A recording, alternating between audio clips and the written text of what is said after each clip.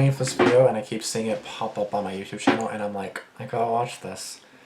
It came out a day ago, as of right now that I'm filming this. When it's actually released, it'll be about 3 days since it's been released, but as of right now me filming, it's been a day. So, 4 disturbing true spring break horror stories. This keeps coming up with that thumbnail, spring break horror stories, and I'm like, 32 minutes and 41 seconds. But I'm like, it's 4 stories, and it's about spring break. So I was like, you know what? Let's watch it. You know what? This should be good. I should be sleeping right now, but it's fine. I'll go to bed after this, basically, and then we'll go to bed.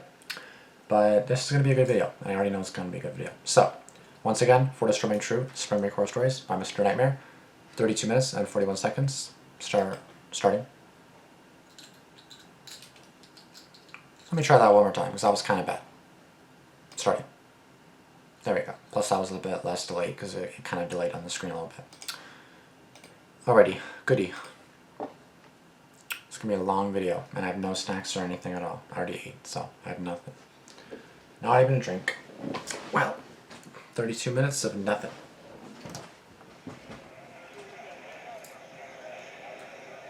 I can just imagine the monstrosities that's going to happen in these stories. I can just imagine the horror. Still. I'll get right to the point. My middle son is a senior in college. He's a good kid, most of the time. I'm a bit cross with him right now, because he just asked me for money for a spring break trip to Hawaii with his friends, which kind of caught me off guard. Like I said, he's a good kid, and I want him to enjoy himself, but something about the way he asked rubbed me the wrong way. His mother's been struggling with her mental health lately, and it would have meant a lot to her to have him around, but I guess he's more preoccupied with getting wasted on a beach with his frat brothers. I can't even say I blame him for it. I was exactly the same when I was his age, and I see a lot of myself in that kid. The whole thing actually got me reminiscing about my own college days and reminded me about something I haven't thought about in a very long time, which is the story I'm about to tell. Ooh, okay. Funnily enough, my son is the one who introduced me to this page, so maybe he'll get a kick out of this if it gets read. I went to Wharton, class of '85, something I'm still damn proud of.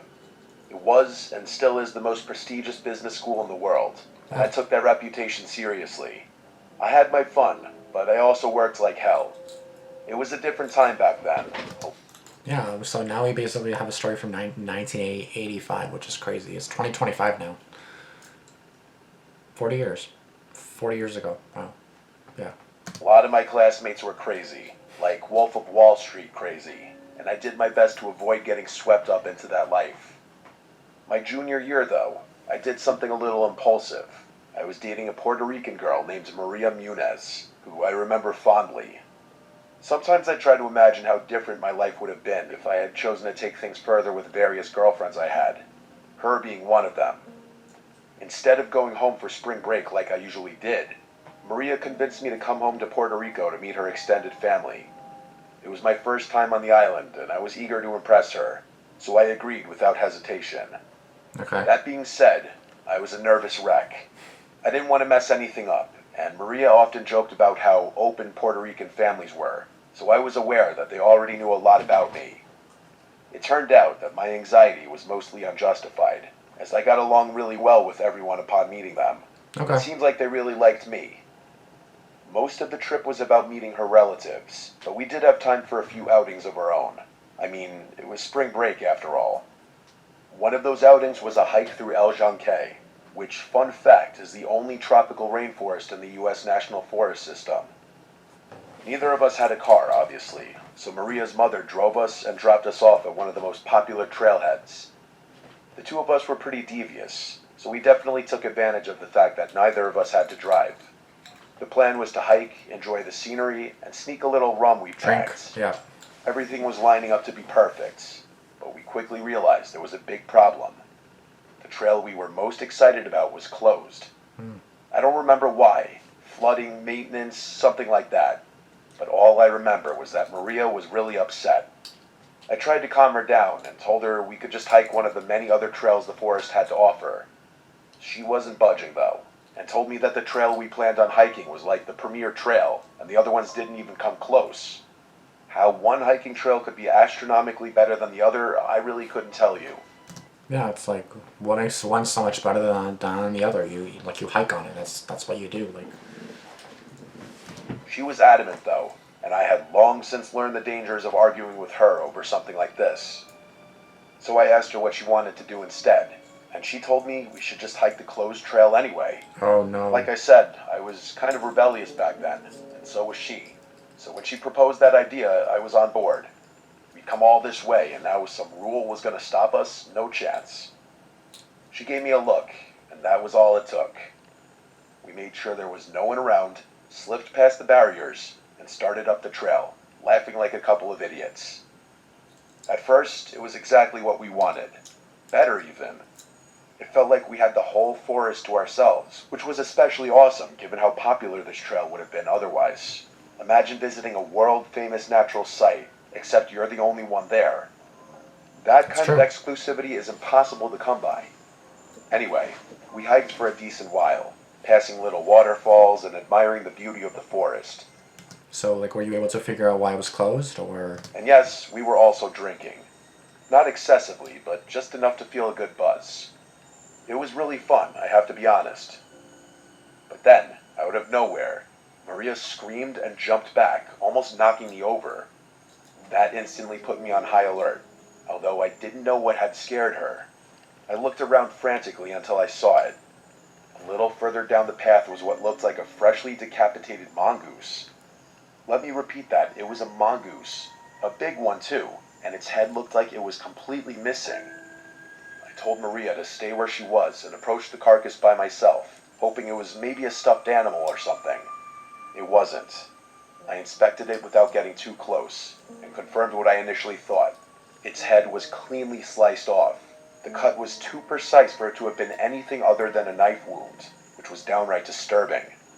The worst part, though, was that the body hadn't started smelling yet, meaning it probably hadn't been there for very long. Maria was shaking. I was mostly shocked by it.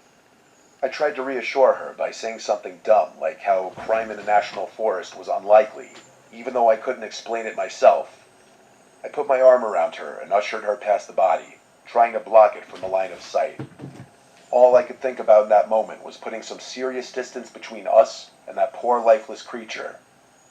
We walked in silence for a while, and even though we distanced ourselves from the I'm not gonna lie to you, I'm looking up a mongoose right now because I was like, what is that? I'm not gonna lie, like, when it said goose, I was like, oh, it's kind of like a goose. It's not like a goose. This looks like a fucking dog or a cat. Like, this looks like a cat. Not really like a cat, but like somewhat like a cat. Like, basically for like a dog cat. So that's disturbing. That's fuck. That's so like. I don't like people killing other animals. I really don't. Like I really don't like people killing animals. And I'm assuming that was the person that did it, not another man. mongoose. I could tell the moment was gone. The adrenaline rush had worn off my buzz and erased my good mood. As bad as I felt, though, I could tell that Maria was significantly more shaken, and I couldn't imagine that she was even enjoying herself in the slightest. She said that she wanted to stick to our original plan of hiking the whole trail to the other side, but it was obvious that she didn't want to be in that forest anymore, and I couldn't blame her. As we were walking, I couldn't help but rack my brain, trying to figure out what we had... As we were walking, I couldn't help but rack my brain, trying to figure out what we had stumbled upon. It didn't make any sense.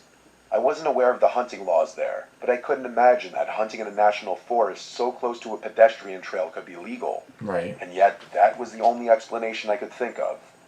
Why they had left that mongoose's body there to rot was beyond me, but there was no other rational explanation. Maybe it was a hunter who had seized upon the opportunity to have that part of the forest all to himself, like we had. I really didn't know. Maria and I hiked another mile or so, with me trying to cheer her up the whole time, but nothing was working. Eventually, she admitted that she wasn't feeling well and wanted to turn back. I didn't argue, although I was definitely dreading having to walk past that spot again, mostly because I wasn't sure how it was going to affect her, and I just wanted her to feel comfortable. We retraced our steps, and I could tell we were closing in on the spot where the mongoose had been. I told Maria to keep her head down so she wouldn't see, and she did. I braced myself as we turned the final bend, but when the spot came into view, Wasn't the there? mongoose was no longer there. Someone had moved it. My heartbeat started racing, and I instantly began scanning nearby trees, terrified that there was someone hiding among them. I was not prepared for what came next. Instead of seeing a person, I noticed something hanging from one of the trees. It was a mongoose. It was strung up with twine, its paws tied together. There was a sickly green liquid dripping from its body that hadn't been there before, and it was rotating slowly in the wind. I couldn't help but curse out loud when I saw it, which caused Maria to open her eyes. As soon as she saw it, she let out an awful, blood-curdling scream of pure terror. Before she could freeze up, I grabbed her wrist and told her to run. We took off sprinting down the trail, trying not to trip over each other. I let her go in front of me and kept looking over my shoulder, half expecting someone to be following us. Instead, a deafening scream rang out from somewhere behind us. It was a woman's scream, and it was absolutely terrifying. It sounded like the kind of scream someone getting attacked would make. I felt Maria's body jolt mid-stride, and for a second, I thought she was going to collapse. She let out this panicked sob and tried to push herself even harder, but she was already out of breath. I kept my grip on her wrist, practically dragging her along as she slowed down. We couldn't stop. My own chest was burning, but we needed to keep moving. Eventually, Maria could barely run anymore, so we had no choice but to slow down to a fast walk. I turned around completely and started walking backward, keeping my eyes locked on the trail behind us. I was bracing myself for a fight. Something had strung up that mongoose. Something had caused that scream. I was 100% sure that I'd see something charging towards us any second, but nothing ever happened. The trailhead finally came into view, and for a brief second, I thought we were in the clear.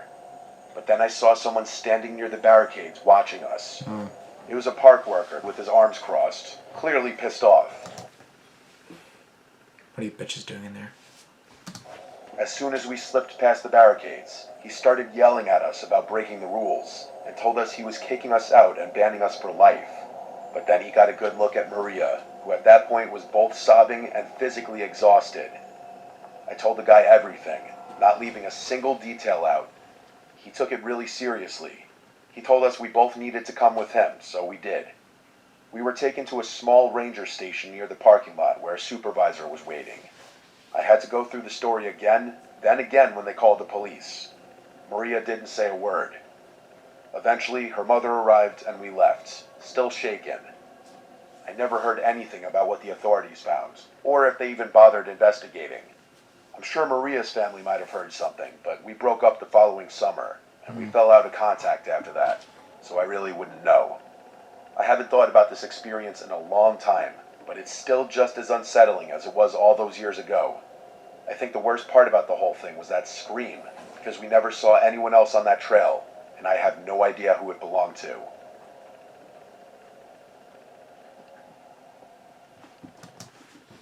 I don't know what to say about that one. That was a long story, basically 11 minutes long, bro. I don't know what to say about that one. Like, obviously, you guys were rebellious. It's kind of your fault for going on a trail that's closed anyways. But even if the trail's closed, you wouldn't expect to see dead animals, right? Like, that's not what you expect to see. So I don't know why. Someone obviously was in there too doing bad stuff. Like, you guys were just on the trail, which isn't a big deal, but someone else was obviously there with bad intentions, right? So, yeah, just seeing dead animals like that, like with decapitated, I just wouldn't be able to handle it. I'd probably be puking and running at the same time, so I wouldn't be able to watch that sight or handle that sight. That's just too gruesome and sad. I can't. So.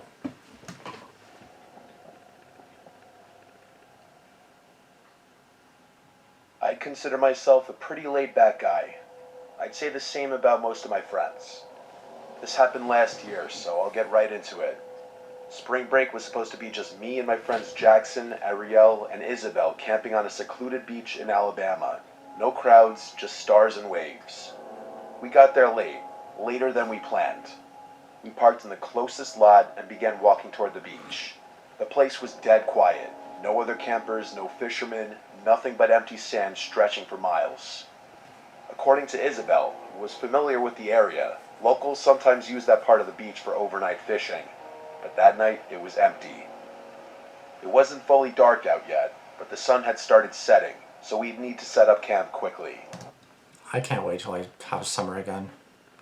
And now it obviously is approaching spring break, but it's like, bro, like I just can't. Like it's just so long to wait, and it's mid March now, but it's not gonna be like warm until like April May. Today was actually pretty damn nice outside, but like I don't know.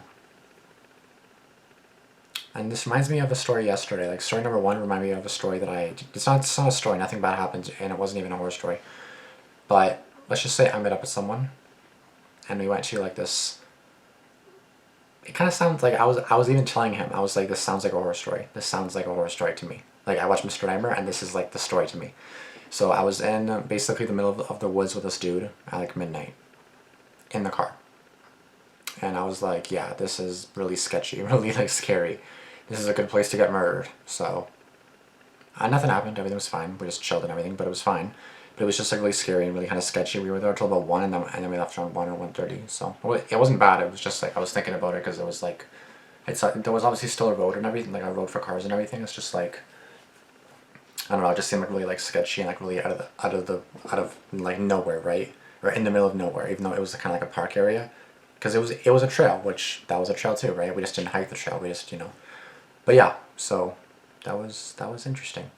That was scary too. Jackson and I began pitching the tents. Since I had driven, I had brought my dog Bean with me. He was a Doberman who loved the sand, so we all got a kick out of watching him run and roll around. At one point, Ariel pointed out a car in the distance, saying it had driven by twice already. I turned. An old, beat-up looking SUV slowly rolled past on the narrow access road that ran parallel to the dunes. The access road was a little more than a strip of packed sand, just wide enough for one car. On one side was the beach where we were, and the other side was a line of shrubs. You couldn't really see the main roads from where we were. The car drove by and ultimately disappeared down the road. The four of us shrugged it off and went back to setting up. Yeah. Oh By well. the time we finished, we decided to crack a few beers and chop it up in a circle. The girls drank seltzers instead of beer, which we made fun of them for. It was almost fully dark at that point. I can't remember who noticed it first, but that car that had driven by was back again. Only this time, it stopped when it was parallel to us. The driver's door opened and a man got out. I could tell it was a man because he was really tall, although I couldn't make out any features of his Oh, a woman can be really tall too. So face. He began walking towards us, and the girls got nervous. Jackson and I told them not to worry, and we got up to go intercept the man before he could reach our campsite. Bean was already on high alert, so I told him to come with us. As we got closer, yeah, better not have I a dog started with to you. notice that he was walking oddly.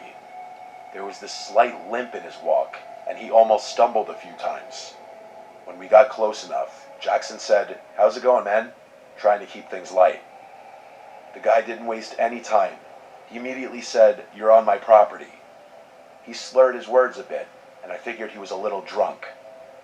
I told him we thought the beach was public land. Keep in mind, it was really unlikely that some dude owned the beach. There were no private signs anyway.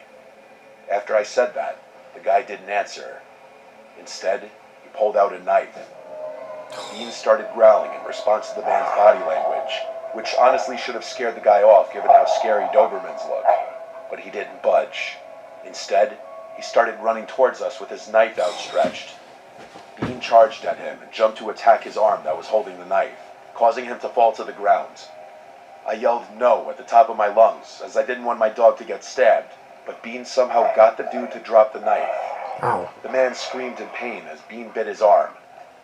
I whistled for him to get off, and he listened to me.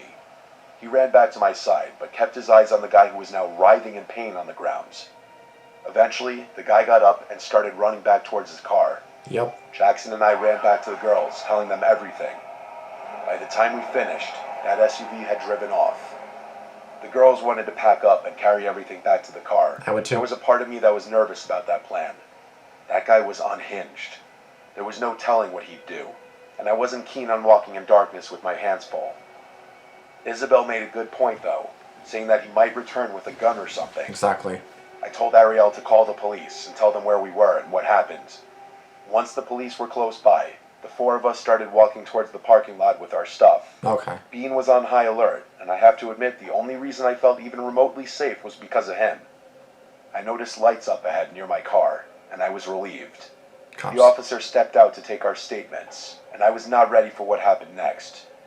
He quickly pointed out my car's tires were slashed, and I was horrified to find out they were. Oh, fuck. The officer unholstered his weapon and told me to unlock the car, which I did. He opened my trunk, but thank God it was a false alarm. The officer was nice enough to help me with my tire situation. Thank God we brought Bean with us that night. That guy was probably a drunken lunatic. It could have probably been a quadruple murder if he had gotten his way. Finding a nice secluded place to hang out is definitely an awesome time, but it obviously comes with its risks. That story wasn't that long. But that's scary too. Like, you're literally just, fuck, bro, I can't imagine someone coming at me with a knife. Oh my god. Again, that reminds me of my story yesterday.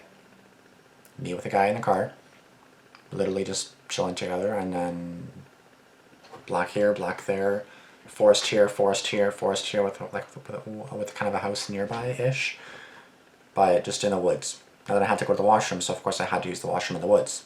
So I had to go in the woods at midnight to go to the washroom. Gotta do what you gotta do, and yeah, I had to do that. So yeah, that legit made me think of Mr. Nightmare, and I told him that. I straight up said, this is like a Mr. Nightmare. But he doesn't know who Mr. Nightmare is because he's not into horror. But I was like, this is literally Mr. Nightmare right here. This is a story. And then the next story I see is, again, woods, being in a secluded area. That was a pretty secluded area. There was obviously cars going by and stuff like that, but that's still pretty secluded because that was like a trail, right? And at night there's no one there. So, well, usually there's no one there.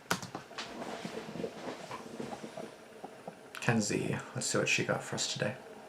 It was spring break 2023. My friend Michelle and I booked a trip to Miami for a weekend. It was both of our first times in Miami. That's fucking beautiful. I can't lie to you guys. That is beautiful. We were both 22. We stayed at some full house rental in Wynwood, which was like a 20-minute Uber from the beach. We got there on Thursday, and we were staying until Monday. We landed pretty late in the day Thursday, so we just went out to some nearby bars for the first night. It was fun. The following day, we Ubered to Miami Beach to have a beach day. We brought the towels from the rental and just laid on the beach for hours. Multiple groups of guys approached us, and we just reject them or whatever. But there was one guy who approached us, I guess specifically me, that just had this... That is a lot of fucking people, bro. Like, that is a lot of people. Like, damn. I get it, but that's, holy fuck, I'd be like... really charming accent, seemingly nice forward personality. And why does the person have the cameras filming everyone on the beach? That's weird, isn't it? And honestly, everything about him was handsome, from his hair down to his physique. He introduced himself as Will. He asked what our plans for the night were and asked for my number, and honestly, I gave it to him. Then, he was off on his way down the beach. He didn't seem to be with anyone. We watched to see if he'd stop and try to get more numbers, but he didn't. He was just walking away looking at his phone, and eventually walked off the beach in the direction of the street. Michelle was a little jealous that he showed me more attention, I could tell. Later that day, after the beach and some bars, we left Miami Beach because it was a little too crazy for us. Definitely because it was spring break, but it was just a bit much. We returned to the rental with some drinks and snacks from a nearby store. We drank in the backyard by the pool, listening to music on Michelle's speaker while we plotted our night. It was around this time I shot Will a text asking what he was doing for the night. He responded very quickly, saying he and his friend didn't have plans yet, and then he suggested the four of us go out by us in Wynwood. Michelle jokingly asked if the friend was cute, but I wasn't going to ask that. We made a plan for Will and his friend to come pregame with us at the rental, so they came around 8. The friend's name was Ken, and he was surprisingly good-looking as well. I could tell Michelle was pleasantly surprised. They brought their own drinks and left them on the counter in the kitchen, and we drank in the yard for like an hour. They seemed very normal. All seemed like it was going well. We eventually walked to a nearby... But what? Everyone seems normal, but... bar. It was also in Wynwood. I have to admit, Michelle and I were already drunk, and Ken and Will kept buying rounds of shots. Things became a blur pretty quickly. I wouldn't say I blacked out, but bits and pieces of my memory became foggy at that point. Eventually, Michelle and Ken went to another side of the bar, presumably to hook up, so I was alone with Will for quite some time. Eventually, I had to go to the bathroom, but before I left, I remember him calling out, "What do I want for my next drink?" I replied back, "A tequila soda." When I came back out from the bathroom, I couldn't believe what I was seeing. Will was like hovering over the corner of the bar, clearly doing something sketchy. I walked a certain direction to get a better angle, and I saw he had the 2 drinks in front of him. He's drugging one of them, obviously. That's pretty obvious. But he was hovered over them as if he were doing something to my drink. Obviously. I may have been drunk, but that was enough for my intuition to tell me to leave. I walked away without him noticing to the other side of the bar, looking for Michelle, but she and Ken were gone apparently. So I rushed out of the bar and tried calling her a bunch of times, but she never picked up. Around this time, Will texted me asking where I went. I ignored it. I texted Michelle a bunch of times, asking what happened, where is she? And then I eventually dropped the bomb that I think Will was trying to roofie me, and that we should get away from these guys. I started walking back to the Airbnb. This was when Michelle texted back, asking, why do you think he was roofieing you? And I said, because he was hovering over the drink he ordered for me, doing something to it. She texted back, maybe he was just on his phone. I tried calling her, but again, she didn't pick up. No, it's not Michelle. It's the other guy. So it's Will, and then it's the guy it's Will's friend. It's not Michelle on the phone. Michelle's either dead, or she's kidnapped, or something happened. She texted back instead, Nope. saying, I'm still with Ken, just text. Nope. I responded to her that I already left, so I'm not going back anyway, and I suggested she meet me at the Airbnb. She responded, I'll be back soon. So I walked back. Yep, and Will and the friends are going to be there because you're not messaging the girl, you're messaging Will's friend. When I got back, I let myself in with the code lock. The door automatically locked after like 10 seconds. Same thing with the back door. I sat, really drunk and by myself, honestly worried about Michelle, but also I feel like I was wondering if I was just overthinking the whole roofies thing. Maybe he was just on his phone.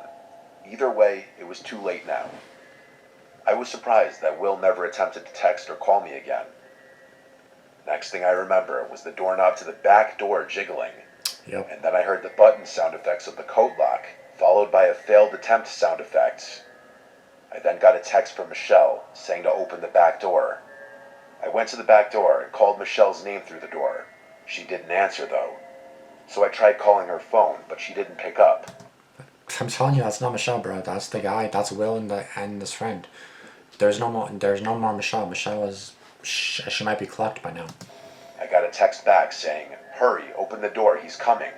And this was when I really started to freak out. I yelled through the door, Michelle, you're scaring me. There was no peephole or windows to look through to see if it was really her. I begged her to please answer me. She never did. There was a peephole in the front door, so I hurried to the front and looked through it.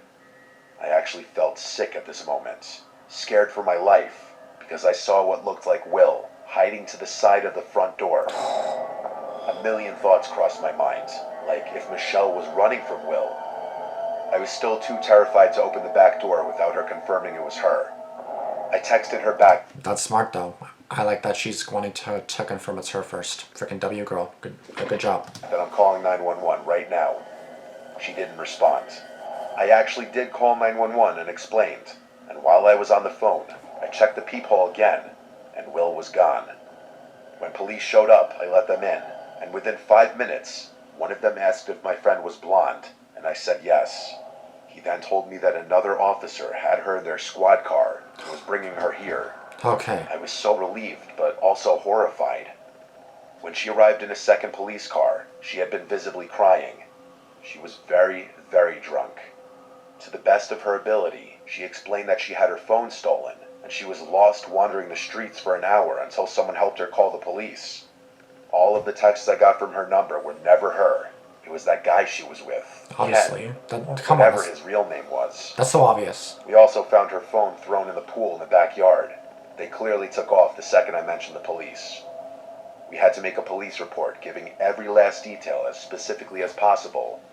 They said they'd get the surveillance footage for the bar we went to. We also had to contact the Airbnb host and immediately cancel our stay and go somewhere else. It was a long, nightmarish night. Obviously, the rest of our trip was completely spoiled. It took a whole week before hearing back anything from the police, and the only reason they called was to confirm what the name that guy that I was texting gave me, because it didn't align with the phone records for that number. which I'd already figured out myself. He was using another stolen phone. After that, I never heard from the police again, which is absolutely sickening how little priority the police put into cases like this, even with easy evidence. I have no interest in returning to Miami after this horrible experience. I could have honestly been killed.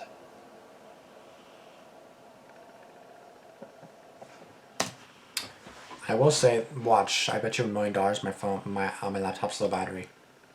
Yeah, there is a shock. It's fine. 29%. It'll still be fine. How's my recording doing? Good.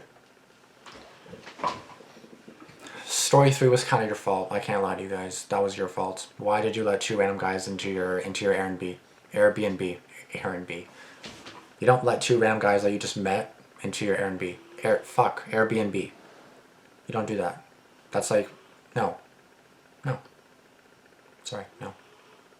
Like even if you meet up for a hookup, okay? Even for a hookup the other day, probably shouldn't be mentioning this, but basically to try to give you guys some context. Even like let's say I hooked up with someone, right? I'm gonna ask them, do you want me to pick you up at your house? Do you want me to, like, let's say we're gonna go somewhere together, right? I'm like, do you want to meet me at your house? Like, do you want me to meet you at your house? Do you want to walk a little bit further from your house? So I don't know where you live. They usually choose that option. And sometimes they'll be like, yeah, you can pick up from my house. I'm just like, bro, you're crazy. What if I'm a psychopath? But I'm not, obviously, luckily for them. But like, you know what I mean? That's why you do that. And the most recent person I met up with, I gave him that offer. He was like, yeah, the second one. I'll walk somewhere. And I was like, yeah, that makes sense. 100%. I understand. Agree. So, yeah, that's the best thing to do. Do not bring them home. I'm sorry, don't bring them home. That's the scary part about things like that, because then you could literally just get like, I don't know, because like I forgot how they met. I think at the beach or something that you said that you guys met at, and then that's when you message Will didn't even message you. You message Will saying, hey, do you want to hang out, which isn't bad, right? Or like basically offering to come over and things like that, which again isn't bad, but then like to come to your place and everything, like, bro, you don't know who they are. Like, you just met them. Come on now, like, don't be so stupid. Like, just be more careful, please. Like, maybe I wasn't the most careful either, going into basically going in the woods at midnight with a random guy. That's probably not the safest either. But at times you have like intuition, you have like the feeling, and plus like we did hang out for a couple hours before that, so yeah, it seemed fine. But yeah, just be careful, guys. Like, use your discretion and just be careful, please. Thank you. My name is Anna. My friend Lena and I had been looking forward to spring break for weeks. We were two broke college juniors desperate for a change of scenery, but neither of us could afford the classic trip to Mexico or Hawaii, so we were kind of restricted to somewhere in the continental US, preferably not too far away. So when we found a cheap Airbnb near Charleston's historic district, we booked it immediately. 5 nights of food, bars, and exploring. It felt like exactly what we needed. Plus, it was my first spring break above the age of 21, so I wouldn't have to constantly stress about which places were likely to snatch my fake ID. By the third night, we'd settled into a routine. Sightseeing during the day, hopping between restaurants and bars in the evening. I'm not a heavy drinker, and neither is Lena, so we were getting more enjoyment out of just experiencing what the city had to offer. Early that evening, we ended up at this tiny seafood spot we had found online. Fried shrimp, hush puppies, sweet tea, you know, that sort of vibe. The place honestly felt like a hidden gem, and I was impressed that Lena had been able to sift through all the touristy stuff to find something a bit more authentic. The good vibe didn't last, though. We were halfway through our late lunch when my phone buzzed. I glanced down. It was a number I didn't recognize. The message just said, "Hey." I stared at it for a few seconds before showing Lena, asking her if she knew the number. She looked at my phone and said she didn't. That happens to me all the time. That's normal. I figured it was just a scam or something. Yeah, same. But usually those scam texts say more than just "hey." Yeah. Maybe it was a wrong number. I typed back a quick "who is this?" and went back to eating. I don't even respond. Someone says hey to me, I don't respond. I'm just like, hey. I don't say it back, but I'm like, yeah, hi. I don't know you. Bye. Lena and I were laughing about something silly when another text from that same number popped up on my phone. It said, "Look outside." That one made me pause. I glanced toward the window next to our table, expecting to see someone waving or messing with me. Maybe one of my friends from school had coincidentally taken a trip to Charleston at the same time we had. But there was nothing. Just the street with people walking by like normal. I told Lena someone was messing with me, and she agreed, saying it was probably just a prank. I laughed, but the thought of that really creeped me out. None of my friends were really the type to do that, but I guessed it could have been some guy who had previously hit on me and was bored or something. Up until that point, the whole thing still felt harmless. But then another message came through, just a few minutes later. It said one word, Anna. That stopped me cold. If this person knew my name, it definitely wasn't a wrong number. Probably not a scam either. I gasped and showed Lena, and she reminded me about something I had completely forgotten about. On our first day in Charleston, Lena and I had entered one of those giveaways at a local cafe. It was one of those win a free meal promotions where they ask for your name and number and a few other things. It had completely slipped my mind, but as soon as Lena brought it up, that's all I could think about. I hadn't given my number to anyone in Charleston either, so it made sense. I told Lena whoever was texting me probably had her number as well, and the two of us kind of freaked each other out. Dinner wasn't as fun after that. In all honesty, I felt too out in the open. We paid the bill and decided to shake it off at a rooftop bar across town. It was packed and seemed like the type of place that attracted a younger crowd. Well, they're probably watching you and stalking you, bro. Like they know your name, they know your number. They obviously know who you are, so it's like they know where you are. Fuck, be careful, bro. So it was a no-brainer. After a few drinks, I was starting to loosen up, and Lena and I were enjoying ourselves again. But of Meeting Street. Yeah, that's not sus at all. course, that didn't last long.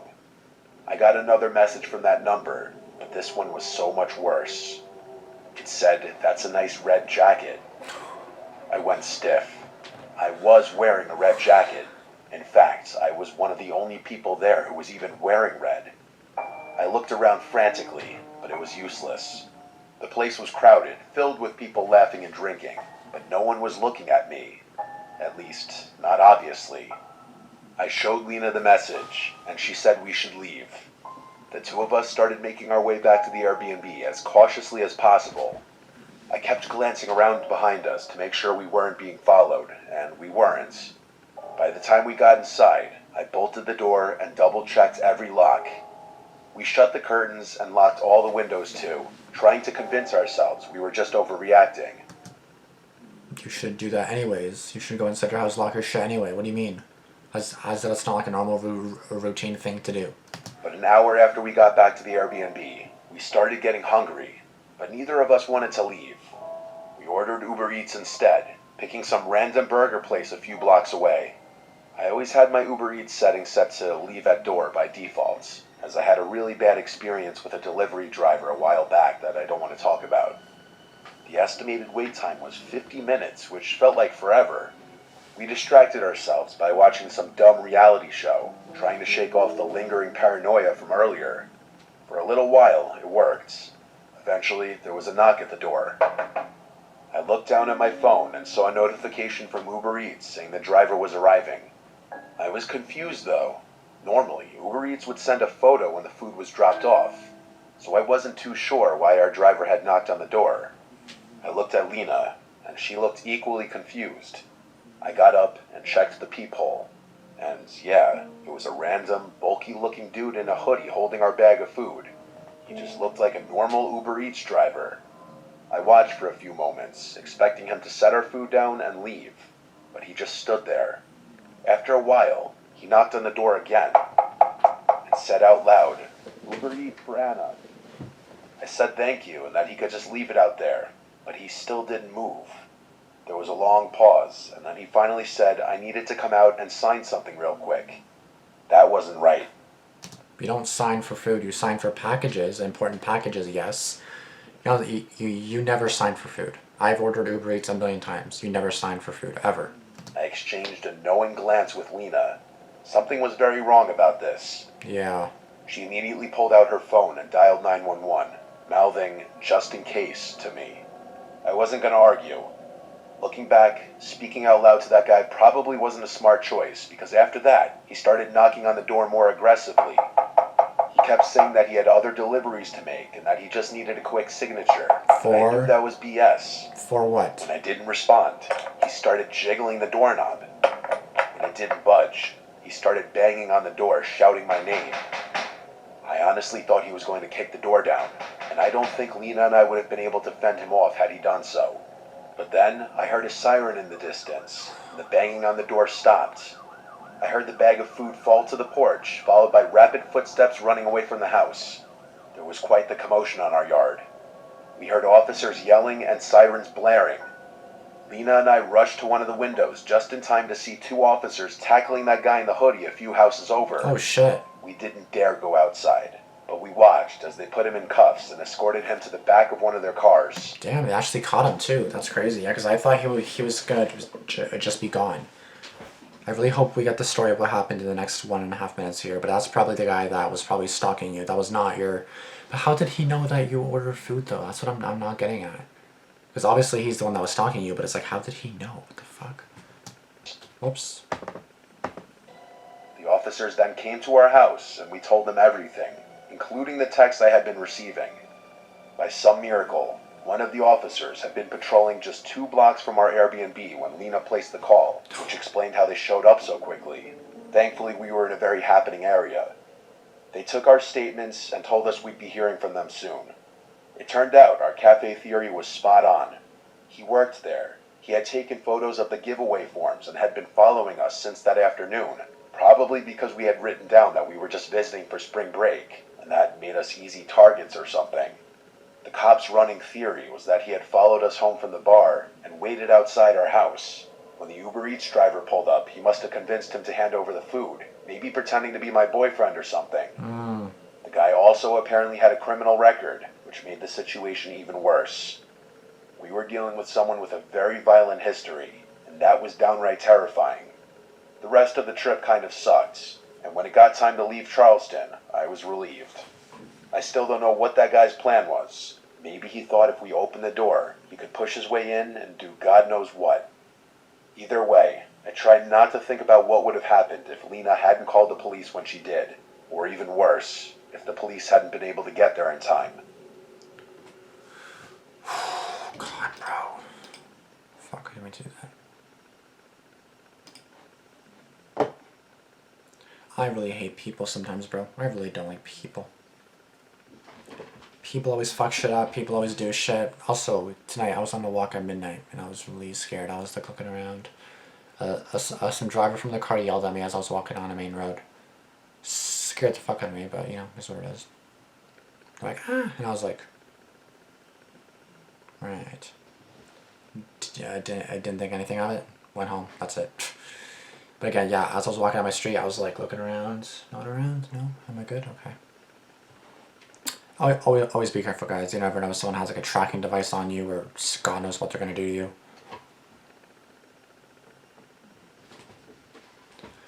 I had something a little impulsive. I was dating a Puerto Rican girl. Yeah, because that doesn't sound bad to me at all. We're always killing it with his consistently lately. Story 1. My wife's been struggling with her mental health lately. Anyways, I think about my exes a lot and imagine how different my life would be with each one of them. The real horror story here is this guy's marriage.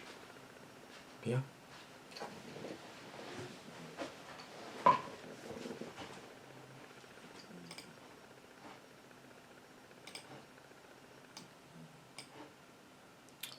I'll get right to the point. I'll proceed to share irrelevant information for a whole minute straight. Yeah, I was actually kind of like glad. I was like, oh, finally something right to the point. It's already a freaking 32-minute video. First guy admitting to regularly think it was exes and how life could have been different if he stayed with one of them after telling us he's married is crazy. Yeah. It's like, yeah, I'm married now, but I really wish, I want to know what would have happened if I was still with that Puerto Rican girl. It's like, alright then. My buddy and I have always said how great your stories have been. He passed away 3 years ago, and I used to watch your video. I thought how he would have loved it. Oh, that's so sad, bro. That is literally so depressing. Oh my goodness. I hope my son hears this. I still think about my exes and remember Mira Muniz fondly. I wish I was still with her or not. with my wife who was having mental health issues on the video. First guy's pure disdain for his family is really distracting. I don't think it's a coincidence he has so many exes. Anything going to be about not, you know, in the story or like not about story one? I'm still angry at that from the Lake House story. I haven't seen the Lake House thing yet. I haven't seen that video yet, but that's going to be next. Damn right. Not UNC. What's the UNC? Driving for a government name.